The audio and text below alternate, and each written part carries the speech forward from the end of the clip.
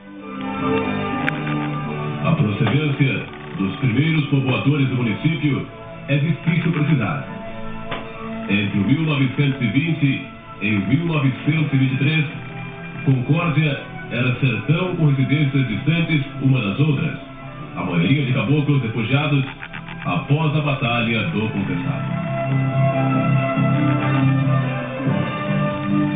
A partir de 1922, a Lúcio Rosa e Companhia e colonizadora Brum começaram a introduzir colonos às margens do rio Uruguai, próximo ao rio Irani. Concórdia foi projetada para servir de sede do loteamento colonial da propriedade Rio Engano. A ideia inicial era fazer o povoado nas terras do Major Fragosos, atual Fragosos, mas foi abandonada e decidido que a sede seria dos Queimados, nome sobre o qual criaram-se muitas lendas, ligadas a possíveis queimas de cadáveres, mas que na verdade tem o nome originado nas queimadas de mato feitas pelos caboclos da região, às margens do riacho que corta o local. Em 18 de maio de 1925, a Brazil Development Colonization Company negocia terras com a Sociedade Territorial Mosley Eberly Arons Limitada, sediada em Caxias do Sul, Rio Grande do Sul. Foram negociados 3.346 lotes coloniais, sendo que cada lote variava entre 8 e 15 alqueires paulistas, permitindo o aglomerado mais denso na população que para cá a Sociedade Territorial pretendia trazer. As terras adquiridas compreendiam as fazendas do Rio Engano e Sertãozinho. A decisão de estabelecer a sede da colônia na região dos Queimados teve como principal motivo a semelhança desta com as terras europeias de onde vinham os colonos. Havia uma dificuldade a ser superada. As terras de Queimados eram posse do caboclo Eusébio, que vivia numa tapera de tábua lascada nas imediações do arroio e, desconfiado, não permitia a demarcação das terras. Victor Corudes, agrimensor da Brazil Development Colonization Company, buscou resolver o impasse e, auxiliado por José Fabrício das Neves, de forte influência entre os caboclos, depois de muita conversa e explicações, na casa de Eusébio, convence o caboclo a permitir a demarcação.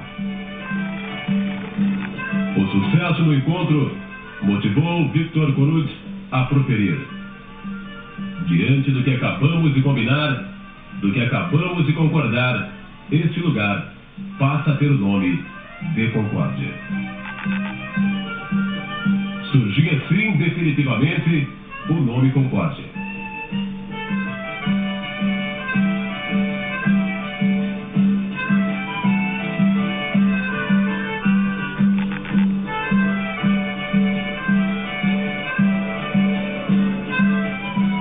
Iniciava assim o trabalho de colonização da área que se estendia às margens do rio Uruguai, cujas cheias eram aproveitadas para, através da formação de balsas, exportar madeira para a Argentina.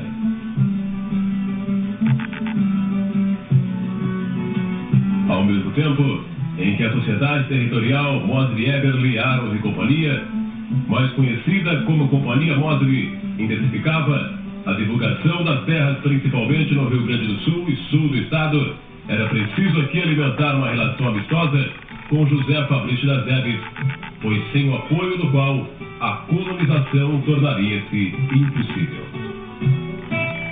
Fabrício, sempre rodeado de caboclos, tinha várias casas espalhadas pela mata. Homens e mulheres o admiravam e o seguiam como a um profeta, um verdadeiro pai para aqueles que lhe eram leais, porém implacável com os inimigos. A ele são atribuídas histórias fantasiosas. Celebrado o acordo entre a Companhia e Fabrício, os primeiros colonos começaram a chegar. A maioria provenientes do Rio Grande do Sul, colonos alemães, italianos, descapitalizados, como aqueles antepassados que vieram da Europa para a América, passam a ver em Concórdia o renovar de suas esperanças. Vindos em caminhões, desembarcavam em Marcelino Ramos. Faziam a passagem pelo Rio Uruguai, através de balsas movidas a remo, possível apenas quando o rio estava baixo, uma vez que só mais tarde foram colocados motores que permitiam a passagem também com o rio cheio. Seguiam viagem daí em lombos de burros, através de picadas, trazidos pelo capitão Jorge, da Companhia Motre, para conhecerem as terras. Retornando a Marcelino Ramos, fechavam o negócio e depois de muitos dias de viagem de carroça, chegavam trazendo a família, a mudança e os animais. Por força de contrato, para colonizar suas terras, a Companhia Motre construiu inúmeras estradas carroçáveis e autovias, destacando-se entre o 1926 e o 1927 a estrada de Volta Grande a Concórdia, considerada para a época a que possuía as melhores condições de traçado de todas as estradas de Santa Catarina, com uma extensão de 35 quilômetros. As estradas eram construídas com picaretas, pás e carrinhos de mão. As rochas eram quebradas com pólvora, que muitas vezes gerava acidentes. Muitos colonos pagavam suas terras empregando-se na construção dessas estradas, recebendo da companhia as ferramentas emprestadas para o serviço. Estefano Joleto, Antônio Zardo, Silvino Dalla Costa e Caetano Chuqueta foram alguns dos primeiros colonos a se instalar na Vila Concórdia, a partir de 1925. Vieram como uma única família, uns ajudando os outros. O solo, o clima, a agricultura e a semelhança desta região com regiões europeias, de onde vieram os imigrantes para o Rio Grande do Sul, além da facilidade proporcionada para o pagamento das terras, motivou outros a seguir os caminhos dos primeiros imigrantes. Respeitando os costumes e as tradições dos grupos que aqui chegavam, fez-se a formação de núcleos a partir das etnias, como verificamos ainda hoje no interior do município. Fernando Osório Marques da Silveira era aqui o encarregado dos negócios da Companhia Motre e distribuía armas para os colonos se defenderem dos cerca de 3.000 caboclos aqui residentes, que sabiam que a chegada dos imigrantes representaria uma nova desestabilização.